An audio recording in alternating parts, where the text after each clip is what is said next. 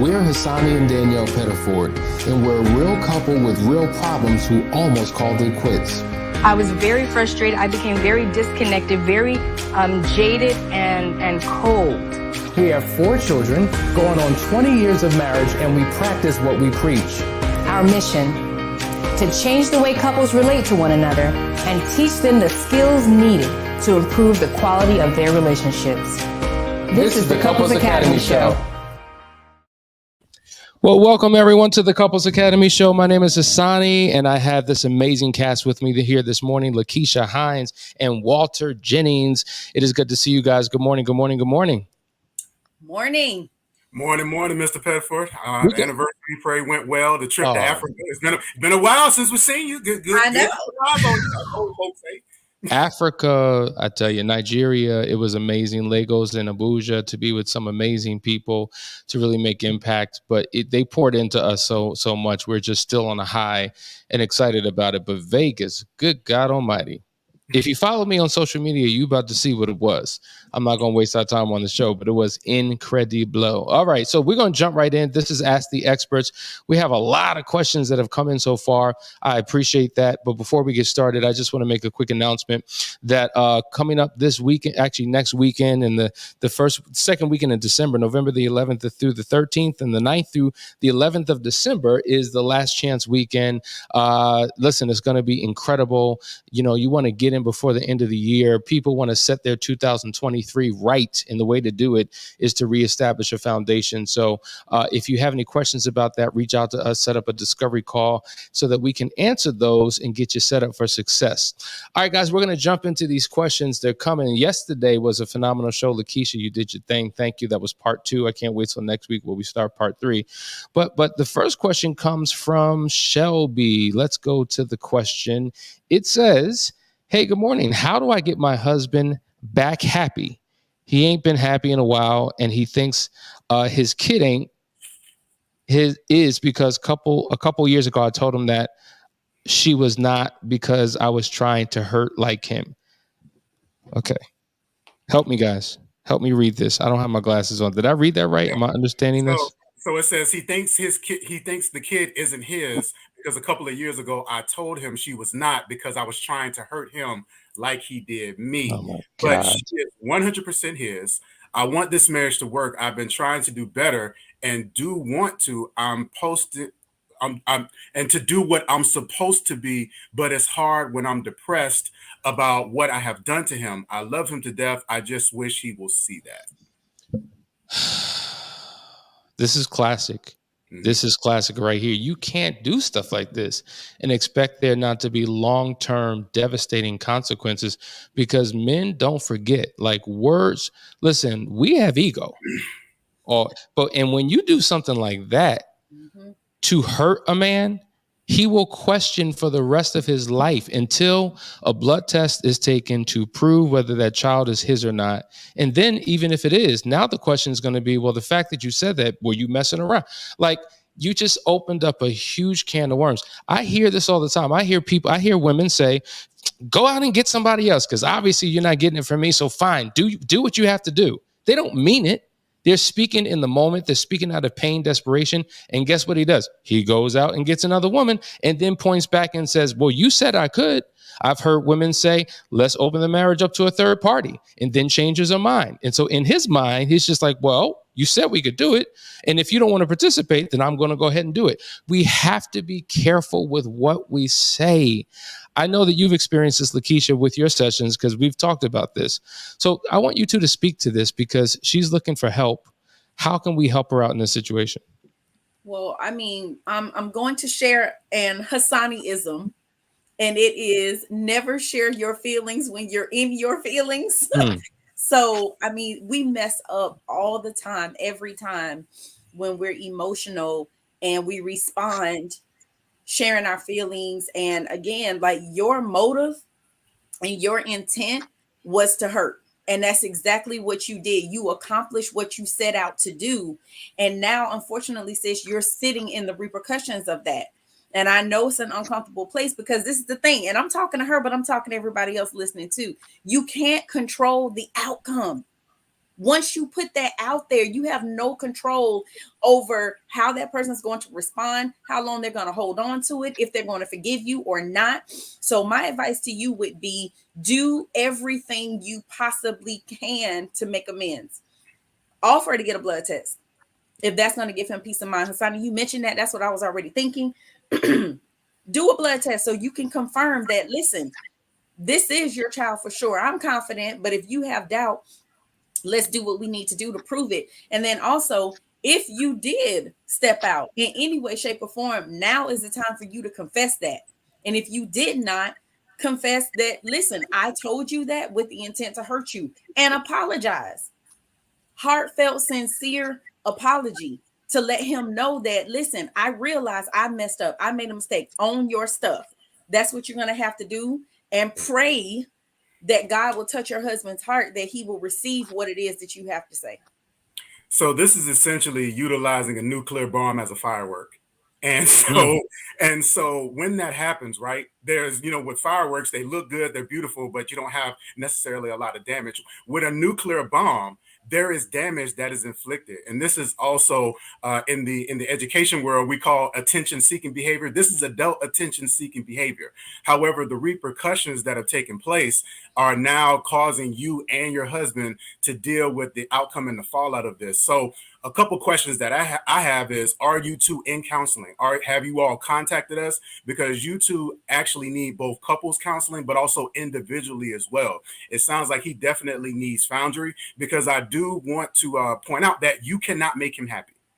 He has to make that choice to be happy. And obviously it can be influenced by some of the things you've mentioned. So just as Keisha pointed out, there are some things that both of you can do to really dispel some of the mistruths, some of the lies that have been told, so that you can get clarity on those things. So Foundry would be a good program for him. Unearth would be a good program for you, but definitely the two of you need to be able to come together for some couple sessions as well.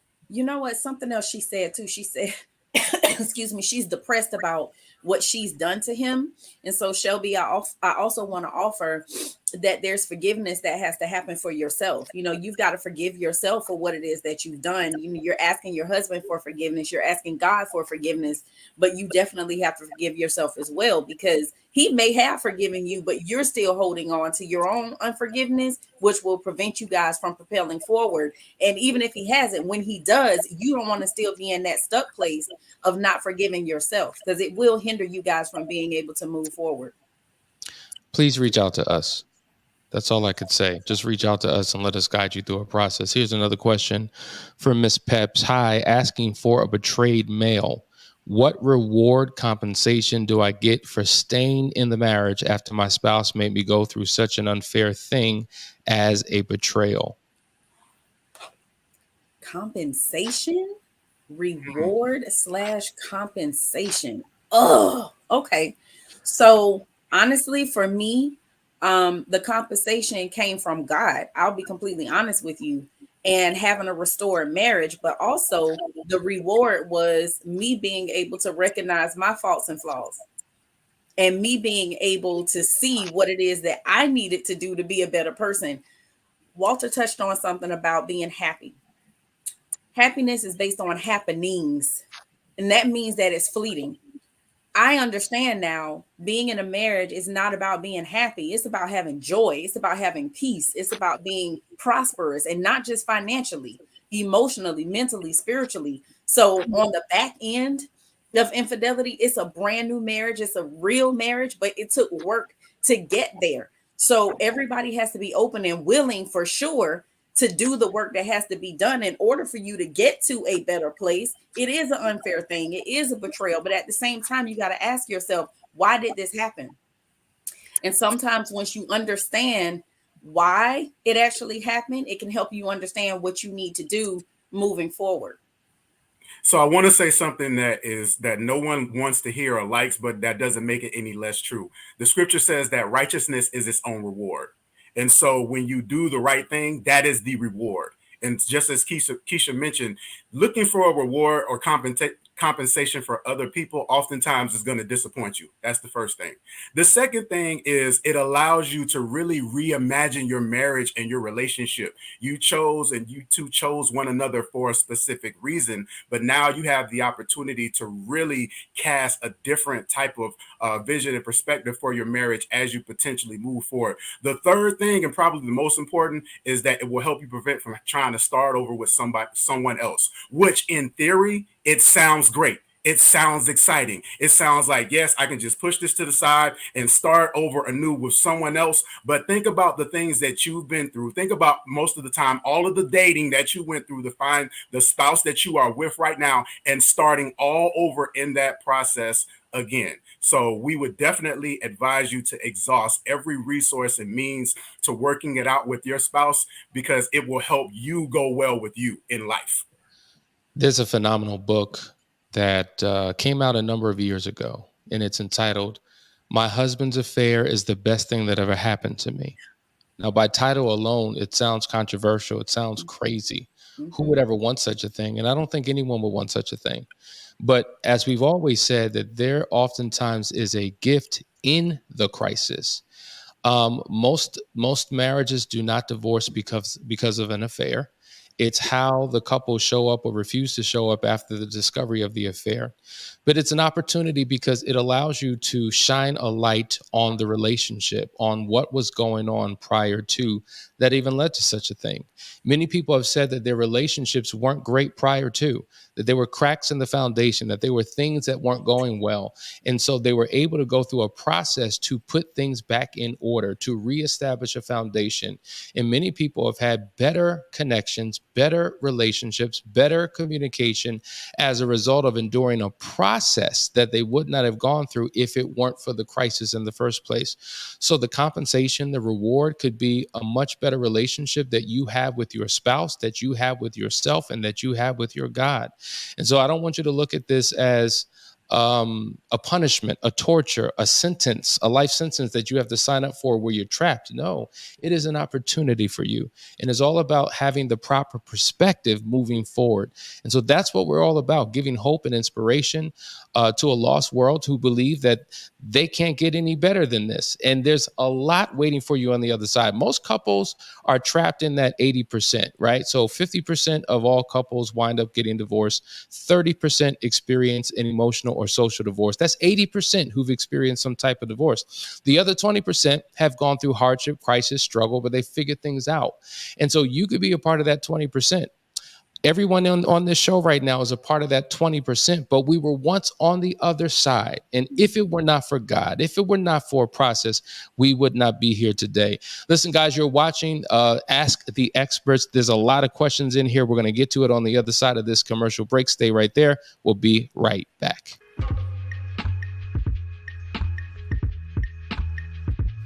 When 45 men from all walks of life come together in one place for one purpose, there is a collective harmony that produces an amplification of power that leaves an impact on the lives of men that cannot be erased.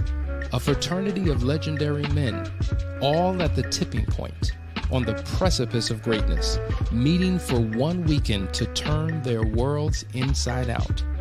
For the first time ever, the Foundry Experience. Not an event, not a seminar or retreat, but an opportunity to come face to face with the man you were always destined to be. If you want a life that's better than the one that you are living, meet us January 2023 for the Foundry Experience.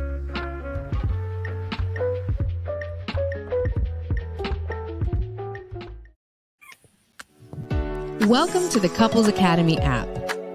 The Couples Academy app is your go-to hub for how to do marriage right.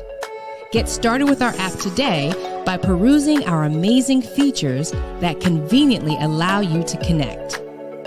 This app is packed with powerful content and resources to help you grow and stay connected. With this app, you can watch our messages, find marriage resources, watch, listen, and read the real-life stories of restored couples, sign up for events, read articles and blog posts, stay up to date with push notifications, Share your favorite messages via Instagram, Facebook, Twitter, or email, and download messages for offline listening. For more information about the Couples Academy app, go to couplesacademy.org.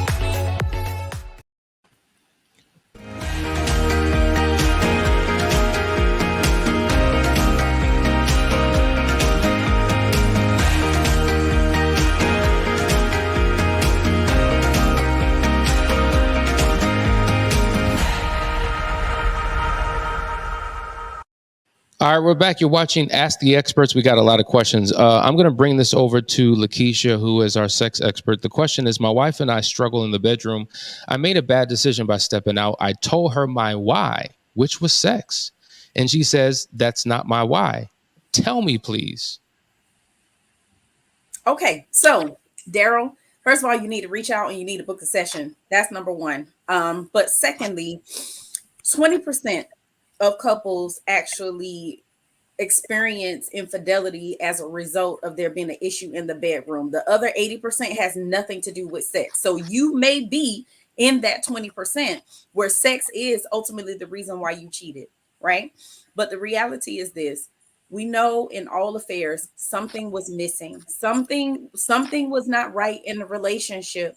So it could have been an intimacy issue, it could have been a sex issue, but something else that, you know, research has shown us is that sometimes there are traits that are lacking in the person who is the betrayer: agreeableness, conscientiousness. Sometimes there's narcissistic traits. I don't know you, but the reality is this: there was something that was missing, either in yourself as an individual or in your relationship. Could be a combination of the two. But book a session. Let me take a deep dive into what's going on. Let me give some support to your wife and also support you as well. And if you guys are still struggling in the bedroom, I have a solution for you. So you need to reach out and you need to book a session. Excellent answer. Shalice says, I feel triggered 100% of the time as we are in the 1-year anniversary of a month-long recovery. He's being consistent and true, so I keep it all inside, fearing my own brokenness will break us. Part 2. I need to let go and move up, but fear grips me. I relive it every day, and I don't know how to stop it. Walter, come on, man. Sure. So Sonny and Danielle have a great masterclass called Overcoming and Mastering Your Triggers. And so definitely encourage you to explore that because you do want to take ownership of identifying exactly what your triggers are and be responsible in making sure that you are addressing them. As it relates to keeping it bottled inside, that is not going to help you at all. You're going to need to come up with some constructive and productive, positive ways to deal with some of the things that you are wrestling with inside. And I do want to point out that you're right. It may not necessarily be wise for you to vent those things to your husband while he is in the process of trying to do the things to restore the marriage. And so you don't want to discourage him, which it sounds like why you're not venting to him, which I do believe is wise. But what is not wise is you continuing to keep that inside. You have to find an avenue and a way to be able to get those things out and deal with them. And we definitely can help you with individual sessions for that. Excellent answer. Lisa has a similar question. I'm trying to get over my insecurities. My husband was the cheating spouse. He's doing everything right, but I'm suspicious about, I think she means everything. My insecurities is killing my relationship. Here's a book. I just happen to have it here. And I've mentioned this before. It's called Anxiety in Relationships. Subtitle: How Anxiety Ruins Relationships and Why You Need to Stop Feeling Insecure and Attached in Love. Learn to identify irrational behaviors that trigger anxiety with practical strategies right now. Long subtitle, but Anxiety in Relationships. This is an amazing book because it really breaks down what anxiety is in general and how it shows up in a relationship and what needs to be done. Listen, I've said this countless times. The practitioners have said this, that both of you, no matter what side of the hurt that you're on, each of you have a responsibility in the recovery process. Oftentimes, the betrayed spouse is so preoccupied with what the unfaithful spouse needs to do that they don't do the work that they need to do for themselves because it's heavy lifting. It's not easy. It's really your mind. That's where the battlefield is. It's in your mind. And because we've lived in a world for so long where we've allowed our mind to rule us rather than being the master of our minds, to say, just stop thinking about it, sounds like a great impossibility. But there are tactics, there are techniques, there are steps. Walter just mentioned overcoming emotional triggers, which you're dealing with. In there, we give you technique, we give you everything you need. But then at the end of the day, it will work only if you work it. And so I'm encouraging you to do that. I'm going to go up to Ben. Can you read this? Because I think, Lakeisha, can you read that for me? There's a part 1 and part 2. Good morning from Tennessee. On forced OT, getting my question in early. How can I mitigate spillover while working on this? It affects my mindset and all other areas of my life. There's a lack keeping me from performing at my best, and I'm feeling the urge to isolate. Also, how do you handle being demoted when they clearly state it's company sales and not performance? I thought there was a part 3 to that. Sorry. Okay, so a lot of questions here. How do you handle being demoted when it states it's company sales? I mean, Ben, I already know you don't trust the company. That's the reality. So anything that they tell you at this point, you're going to have a hard time receiving and believing because you don't trust the individuals in authority there. So I think you're going to have to make a decision. And I've mentioned this to you before. It's either you're going to stay at this job or you're going to be pursuing another job because you're not happy there. So everything looks like it's bad. Everything looks wrong. Everything's intensified because you're not happy there. And the spillover, I mean, you really are going to have to start doing what I believe most men have this superpower of compartmentalizing. And you're going to have to start separating work from your home, from your infidelity, from everything from your working out, from everything that you're doing, because you're allowing things to spill over and affect other areas of your life. And I also told you, you're doing a lot of research and reading. You got to start focusing on one thing at a time because you're trying to juggle so many things at one time that your brain is scattered. So you're going to have to pick an area that you really want to work on and go hard in the paint in that area so that you can begin to focus and things can start to organize a little bit better. But I think, you got 2 brothers here who might be able to speak into your situation as well. Excellent. Very good. Jen has a question. I don't quite understand, but maybe you understand this. Why doesn't the cheater want to diss the marriage until they get caught? I cried and begged for several years to get help, and he said no.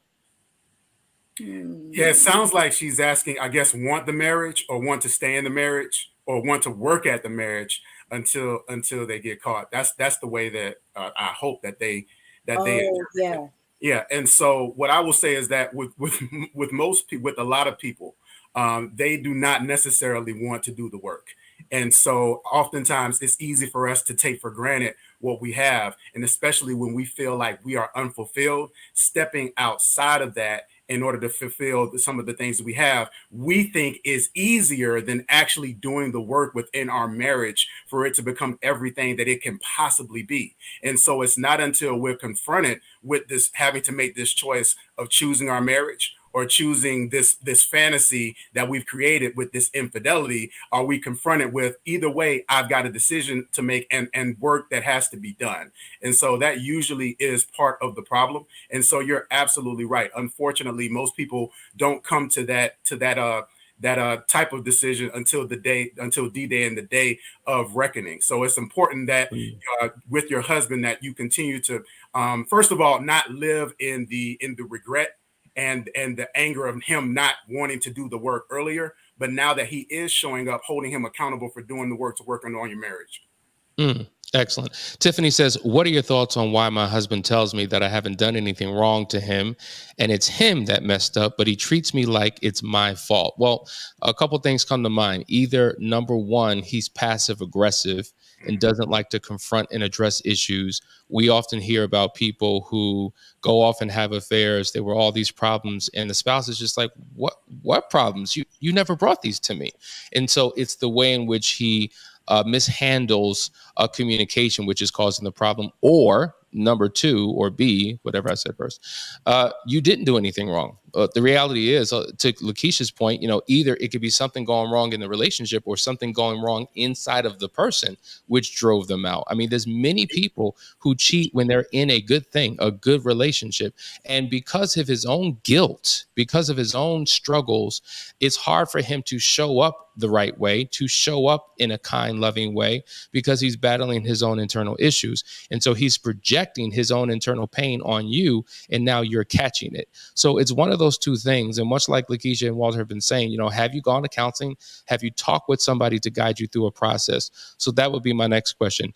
This is for you, Lakeisha. This is from Lindsay. Going into full disclosure, how do I draw the line in my questions between those that will help me understand the truth of what happened and those that won't serve a healing journey? Excellent question. Hey, Lindsay, I miss you. I miss you, Lindsay. And gosh, she's such a deep thinker anyway. But Lindsay, you want to separate your questions into fact questions and feeling questions. That's number one.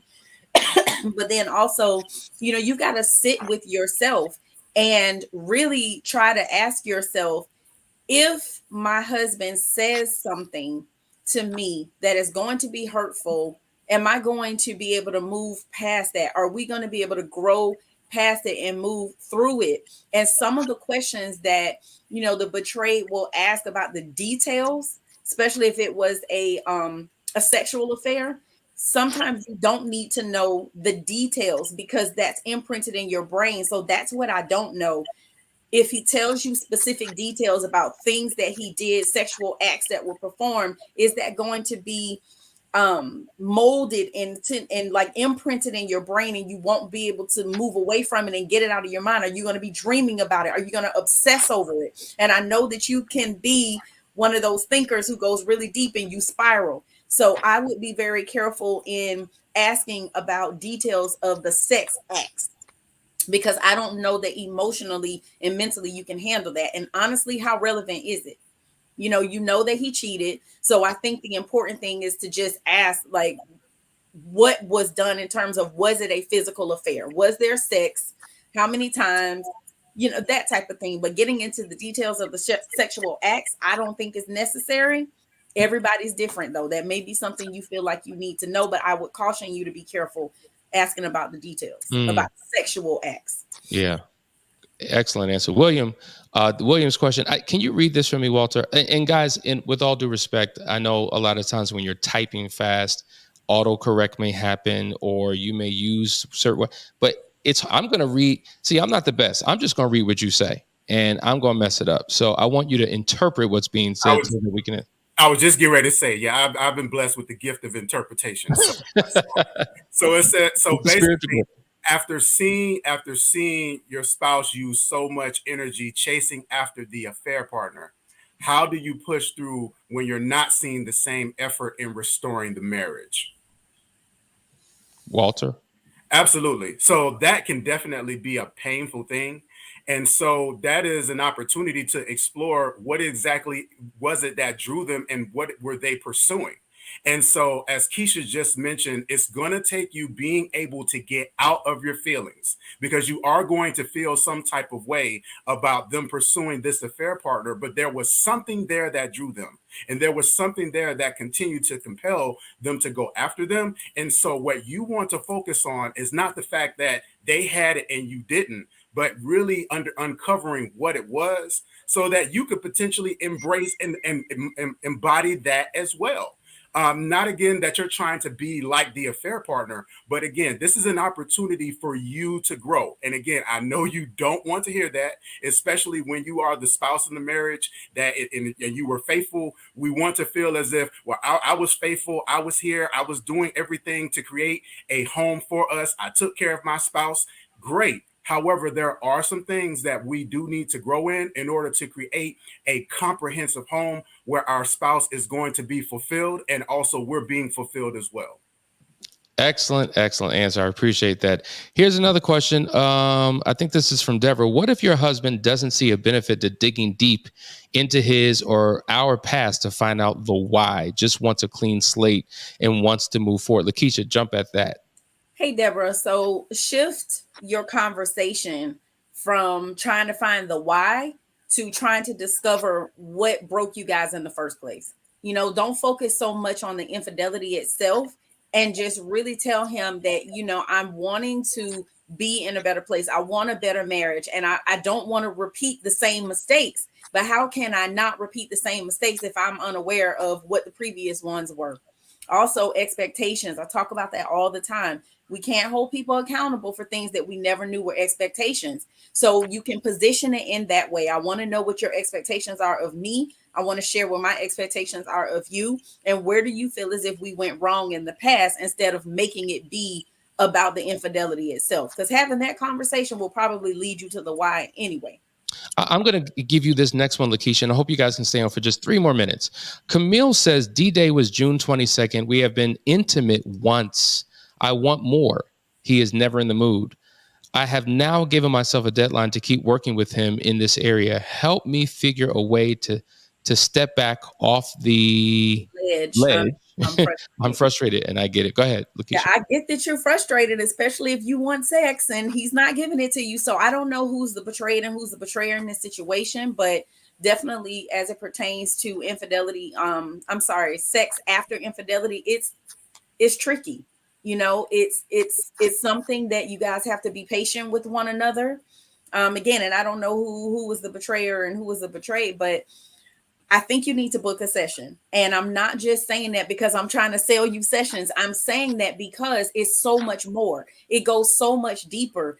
And if he is saying he's not in the mood, when we know that sex is energy for men, there's something going on there that's deeper. And so we need to go a little bit deeper. And I got a lot of questions that I need to ask you so that I can understand that. But for right now, we'll say be patient and just communicate to him that you have a desire to be intimate with him.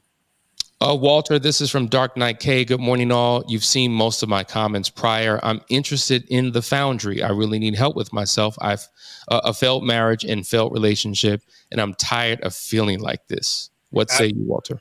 Absolutely. You definitely are making the right choice, and please get in contact with us in regard to Foundry. It is an amazing program specifically for men and the areas of individual growth that you're going to need in order to show up better in your relationships and in your marriages, and not just your intimate relationships as far as with individuals, but also your business relationships, your dealings. It is really an amazing program. So we look forward to hearing from you. And also, if you can, be sure to reach out to us in regards to the Foundry experience coming up in January as well. That's going to be a great opportunity for you to really meet some other brothers and men that are doing the same work in the program and can really encourage you in your path. He goes on to say, I'm just seeing this, and it would be a great birthday gift to myself because January 20th, God's willing, I'll be 49. On a side note, I love to get married again, but I'm in my 50s. I'm not married. I won't do so. Thoughts? You can get married again, but you just have to be in a healthy space to do so. You don't want to race out of one relationship and jump into another without going through a healing process. We talk about the difference between being single and separate. You may be physically separate from your previous spouse, but you may not be single yet. This is why we say you got to have a she-tox or a he-tox, getting that man or that woman out of your system so that you can become whole and complete within yourself, because you don't want to give half of your heart and half of your mind to your new partner, but it's still tied and connected to your past. So listen, it would be a perfect birthday gift. So go ahead. There should be a link in the description, or just reach out to us on the website. You can find the page on the website and register today. We only have 6 slots left. Listen, there's some latecomers that miss out and say, shucks, why didn't I do it before? And I'd rather you say, I'm glad I did, than I wish I had. All right, couple more. The day I said to my husband that I'm glad that this happened, that's when we were free. Wake us up, made us appreciate what God gave us in each other. We will never go back to what we were. I think she's referring to the affair, it being one of the best things that could ever happen. This is going to be the final question. I know that there's a lot, so forgive me. Walter, I want to give this to you. My hub was the unfaithful. It's been 8 months, and while most things are great, I struggle with feeling insecure. His sex drive has changed a lot. Says he doesn't think about it at all. I get so angry as a 42-year-old woman who was betrayed and in her prime to be turned away. I struggle with trying not to bring up his infidelity and things he did with her, the attraction to her, but his lack of showing it to me. And I get angry. Please reach out. It doesn't sound like you all right now have a mediator. like Couples Academy in your situation, but you absolutely need it. Even though it's been 8 months, there has been a lot that's transpired, and I'm not sure if you all are necessarily getting the resources and the work that you need in order to restore you all individually and collectively. And that's going to be important, because the longer that this goes on, the more contentious and the more toxic the relationship is going to get between the two of you all. So it is imperative that you reach out to us. Guys, you've been watching Ask the Experts. We hope that you have an amazing weekend. Thank you, Lakeisha. Thank you, Walter, for being who you are. We'll see the rest of you on Monday for part 3 of Why I Cheated on You. Get ready. Love you guys. Take care.